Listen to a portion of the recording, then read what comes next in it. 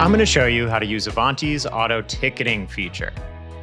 In this case, the auto ticketing functionality comes from the new integration with Ivanti Neurons for ITSM.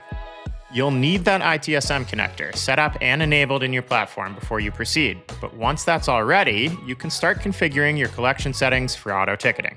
And in this demo, we'll choose this config here, vulnerabilities that missed our typical SLA.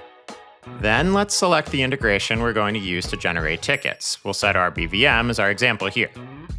Then you'll have a chance to configure all kinds of settings, including the source, category, impact, and priority of the vulnerabilities the system will be tracking and recording. From there, you can set your ticket attachments and your ticket status settings, as well as the duration for which you want the auto ticketing system to run. Once a collection in RBVM is configured for auto ticketing, tickets are automatically created in ITSM for all current or future findings associated with that collection. And that puts your team in much better position to identify, prioritize, and remediate vulnerabilities before threat actors can exploit them.